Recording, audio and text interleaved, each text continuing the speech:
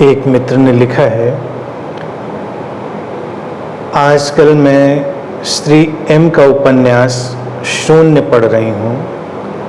उसमें एक लड़की एक गुरु के पास आती है। वो कहती है कि डॉक्टर ने कहा है कि मैं 1 महीने में मरने वाली हूँ।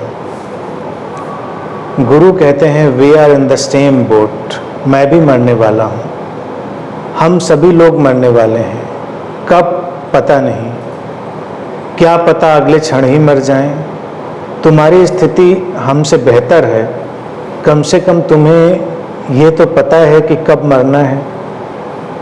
इस बात का जीता जागता उदाहरण मेरे सामने तब आया जब एक कैंसर के डॉक्टर ने मेरी माँ को कहा कि उनके पास 6 महीने से 1 साल का वक्त है। मेरी माँ 6 महीने में चली गई, पर मेरे आश्चर्य और शौक का ठिकाना नहीं रहा जब माँ की मृत्यु के 1 साल भी नहीं हुए थे और एक दुखद हादसे में उस डॉक्टर की मृत्यु हो गई। डॉक्टर और उसकी वाइफ का मर्डर हो गया था। जो किसी और की लाइफ एक्सपेक्टेंसी का अनुमान लगा पाया, उसकी अपनी ज़िंदगी का तो कोई अनुमान भी नहीं लगा सकता था। मैंने सोचा कि सच में जब कभी भी डॉक्टर ये कहता है कि आपके पास एक निश्चित समय है जीने के लिए, तो हम बेचैन हो जाते हैं, जबकि अगले क्षण भी हम रहेंगे इसकी क्या गारंटी है। जीवन कितना रहस्यपूर्ण और अनिश्चित है। कृपया इस विषय में कुछ कहें।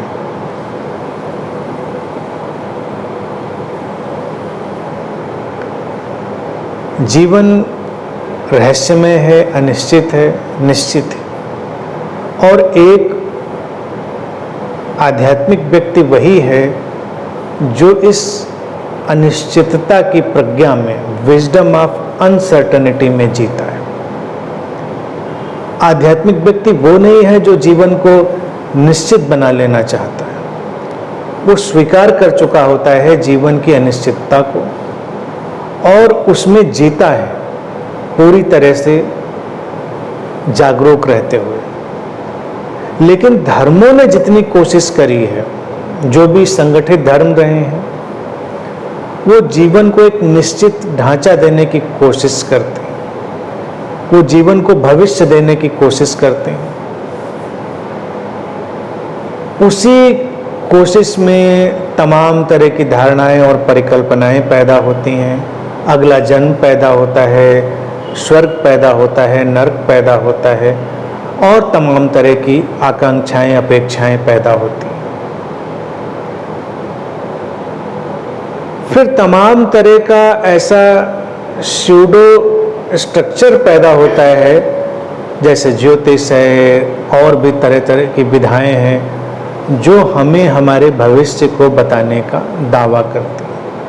यानी कि अनिश्चित को निश्चित बनाने की, उसी से ये सब पैदा होता है सारा गोरख धंधा।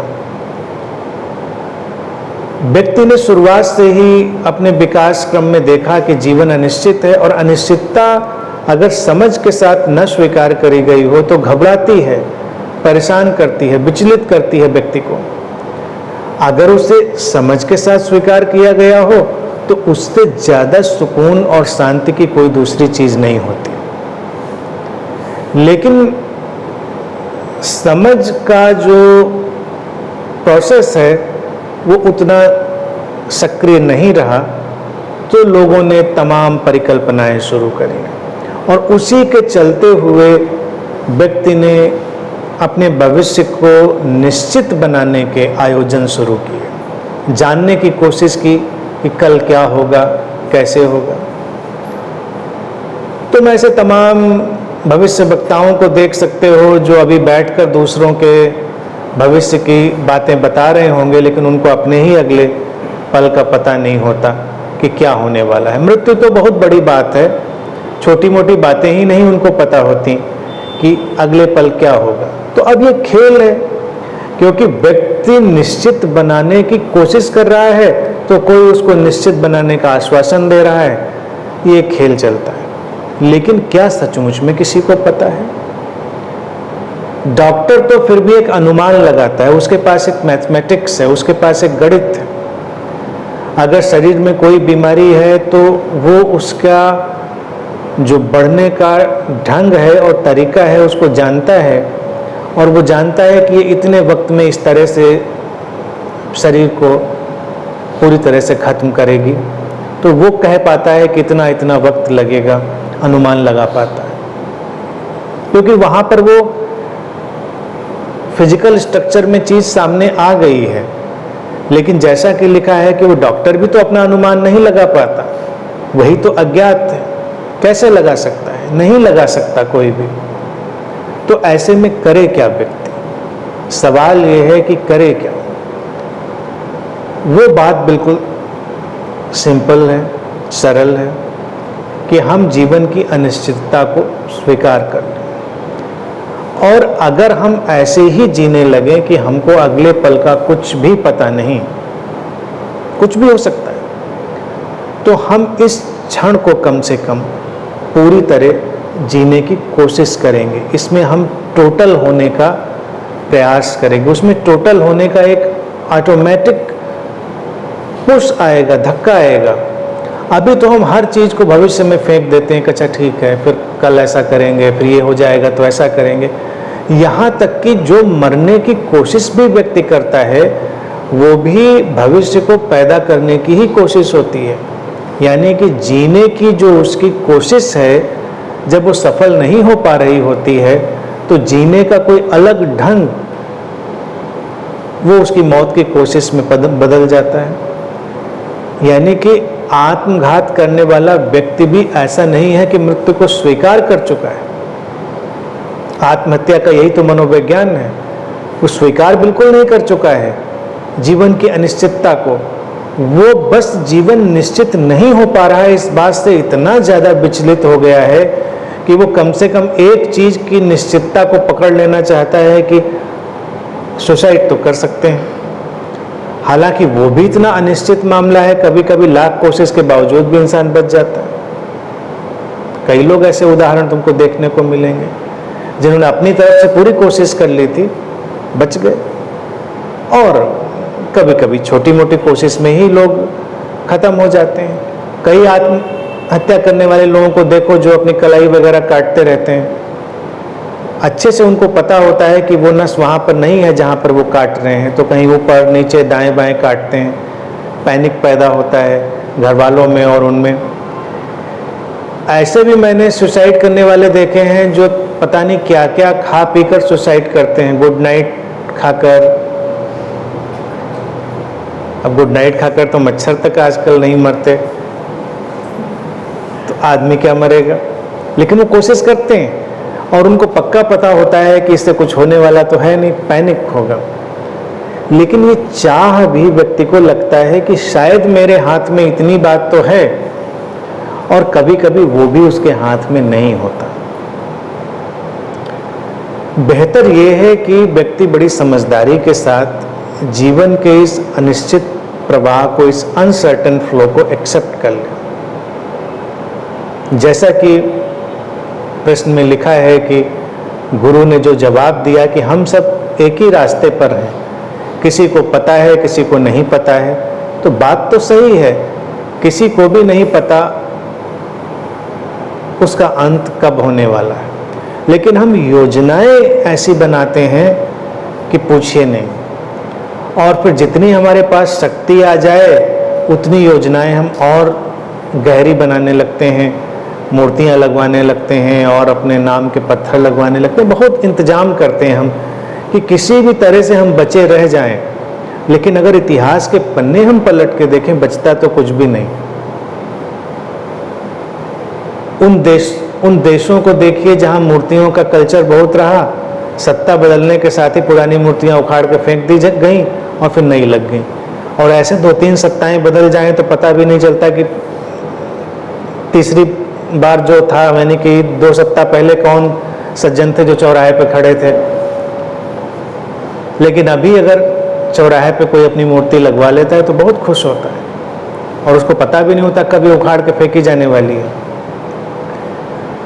इसी तरह से हमारे जीवन की जो कंटिन्यूटी है उस कंटिन्यूटी में स्पिरिचुअल वे ऑफ लाइफ यानी आध्यात्मिक जीवन शैली जो है वो यही है कि अभी आप ऐसे जिएं कि जैसे कि ये आखिरी पल है।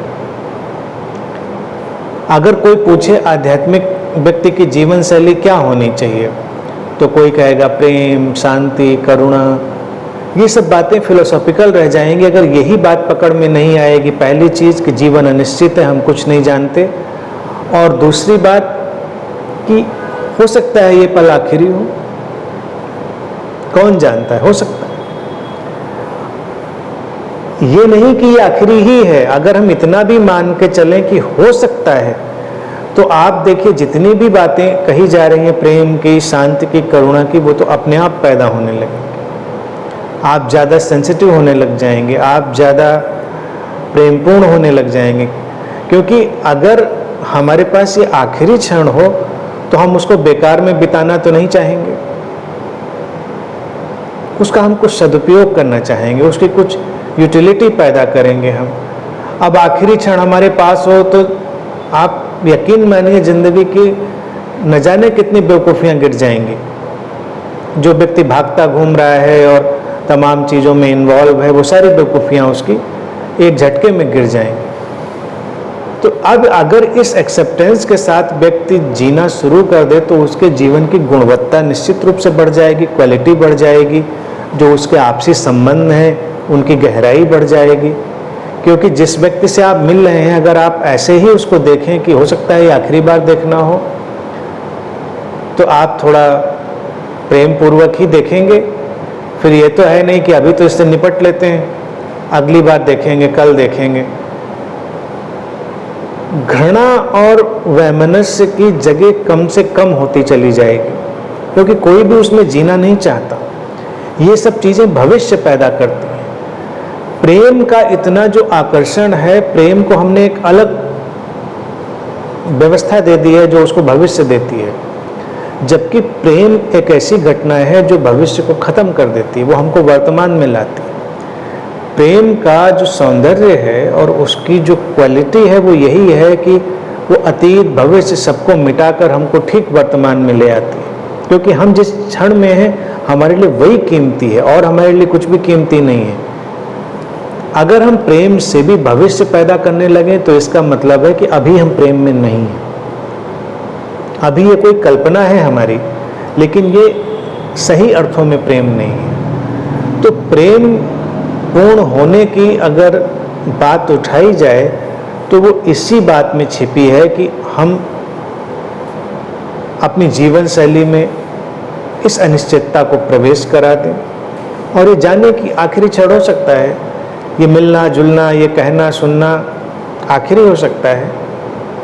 तो कितने लोग होंगे जो उसको खराब ढंग से एंड करना चाहेंगे? ज़्यादातर लोग तो उसको अच्छे नोट पर ही एंड करना चाहेंगे।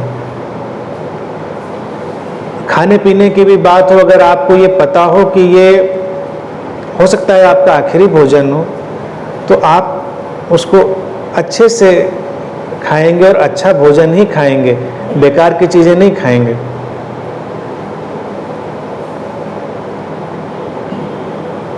अब बेकार की चीज़ें तो एक रिलेटिव टर्म है, सापेक्ष है, किसी के लिए क्या बेकार है, किसी के लिए क्या सार्थक है। कहने का तात्पर्य जो तुमको खुशी देगा, जो तुमको अच्छा अनुभव कराएगा, वही भोजन होगा, वही काम होगा, वही एक्टिविटी भी, सब तरफ वो एक चीज़ पैदा हो जाएगी।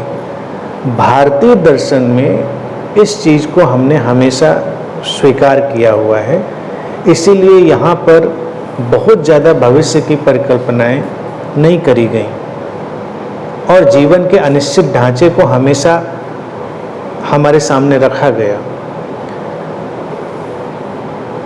चिकित्सकीय रूप से किसी की कोई भी बात कही जाए वो एक अलग मामला है। अब मृत्यु की अगर बात उठाई जाए तो मृत्यु यूँ तो अनिश्चित है, लेकिन मुझे लगता है कि आने वाले भविष्य में हमारा जितना वैज्ञानिक विकास हो रहा है वो उतना अनिश्चित भी नहीं रह जाएगा।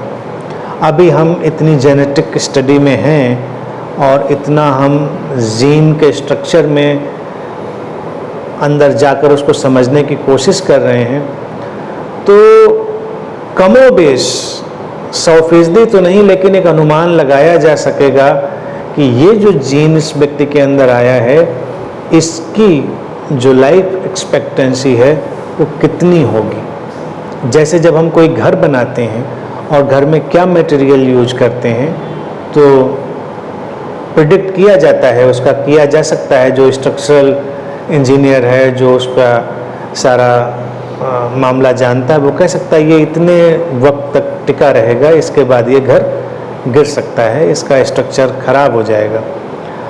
अनिश्चितता फिर भी बनी रहेगी, क्योंकि जीन की स्टडी में भी अनुमान ही लगाए जाएंगे कि ये व्यक्ति प्रोन है इस बीमारी के लिए, ये व्यक्ति है प्रोन है इस चीज़ के लिए।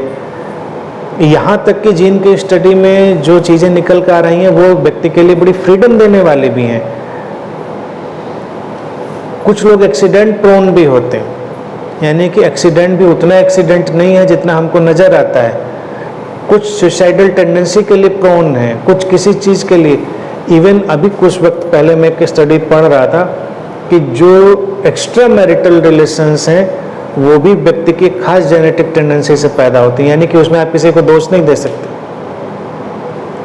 आप उससे लड़ाई लड़ते रहिए, आप तो लड़ते रहिए, वो तो उसके अंदर एक जीन में स्ट्रक्चर पड़ा है, टेंडेंसी पड़ी जो उसको पुश कर रही है। तो नए वक्त में एक साइंटिफिक स्ट्रक्चर पैदा होगा व्यक्ति को एनालाइज करने का, वो उसी चीज़ को रिप्लेस करेगा जिसको भारत में ये ज्योतिष वगैरह से लोग भरने की कोशिश कर रहे थे। वो भी एक अनुमान था, उसको और वैज्ञानिक तरह से हम पकड़ पाएंगे कि ये व्यक्ति ऐसा ऐसा करेगा।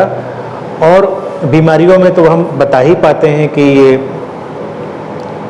14-15 साल की उम्र में उभरेगी, ये 17-18 साल की उम्र में उभरेगी, इतना तक तो अनुमान लगने लगा है। आगे उसको बहुत ही मोटे तौर से देखा जा सकता है। लेकिन फिर भी इतना जान लेने के बाद भी जो अनिश्चितता है जीवन के अंत की वो बनी ही रहेगी, क्योंकि हम एक यूनिट की तो स्टडी कर लेंगे, लेकिन हम तो कॉस्मिक वेब में रह रहे हैं। हमारे साथ जो होता है वो केवल हमारी ही वजह से नहीं होता है, वो उस पूरे जागतिक जोड़ की वजह से, उस कॉस्मिक वेब की जो फंक्शनिंग है उसकी वजह से भी होता है। इसलिए भी बताया जा सकना बहुत मुश्किल है। अगर कोई व्यक्ति कहता है अच्छा मैं देखो ये सोचता हूँ कि कल मैं ये करूँगा, फिर अचानक उसके अंदर बदलाव आता है और वो नहीं कर पाता है, तो हम दोष देंगे कि इसका विचार कमज़ोर था, इसका संकल्प कमज़ोर था। लेकिन हम ऐसे कॉस्मिक थॉट पैटर्न में भी जी रहे हैं जब उसके अंदर कोई अलग वेव भी पैदा हो सकती है थॉट की, जो उससे कुछ और करवा डालेगी, अनिश्चित हो जाएंगी चीज़ें। तो तमाम लोग इसी गुत्थी में उलझे रहते हैं। मनोचिकित्सक भी उलझे रहते हैं कि व्यक्ति को काउंसलिंग देते हैं, समझाते हैं कि तुम ऐसा करोगे, तुम ऐसा नहीं करोगे। वो भी सोचता है कि ठीक है अब हम ऐसा नहीं करेंगे, और कुछ ही वक्त बाद फिर वो कुछ कर बैठता है, क्योंकि हम उस कॉस्मिक फ्लो के साथ भी चल रहे हैं, वो चीज़ें भी हमारे ऊपर इम्पैक्ट डाल रही हैं। और ये जीना और मरना भी उस कॉस्मिक फ्लो का हिस्सा है। वो उतना इंडिविजुअल मसला नहीं है कि इंडिविजुअली ही तय हो जाएगा, वो कॉस्मिकली भी तय होगा। तो अगेन हम कितना भी जान लें, अनिश्चितता की जो मिस्ट्री है वो उतनी ही मिस्ट्री रहेगी। और ये बात हमेशा उतनी ही सच रहेगी कि बेहतर यही है कि अनिश्चितता को स्वीकार करें और हर पल को ऐसे जिए एज इफ कि आखिरी है। नहीं निकला तो खुश होइए। जब रात में सोने जाइए तो मेरा सजेशन है, अगर कोई मेडिटेशन सोचता है कि हम नहीं कर पाते हैं, मुझे प्रॉब्लम होती है, तो उसके लिए एक सिंपल मेडिटेशन है। हर रात में जब सोने जाइए तो यही मान के चलिए कि आखिरी बार सो रहे हैं, सुबह उठने कोई गारंटी नहीं। ऐसे ही सो जाइए। आप सोचेंगे बच्चे, माँ बाप, दुकान, मकान, बिजनेस और नौकरी, जब मरी जाएंगे तो क्या होगा? दुकान, मकान, बच्चे सब अपना निपटेंगे जिसको जो करना है। तो उतनी देर के लिए आप पूरी तरह से डिटैच, पूरी तरह से डिटैच होकर सो जाइए। इससे बेस्ट और सिंपल कोई मेडिटेशन नहीं। और सुबह जब उठिए तो और खुश होइए, ग्रेटिट्यूड अनुभव करिए कि भाई जग गए, अच्छी बात है। किसी के लिए नहीं कि ये आप ईश्वर को धन्यवाद दीजिए या कोई प्रेयर करिए, मैं ये भी नहीं कह रहा हूँ, क्योंकि हमको नहीं पता किसको ग्रेटिट्यूड आप पे करें। ग्रेटिट्यूड किसी की तरफ नहीं, ग्रेटिट्यूड का एक फील केवल कि व्हाट अ मिस्ट्री, कि फिर से दिन शुरू हो गया।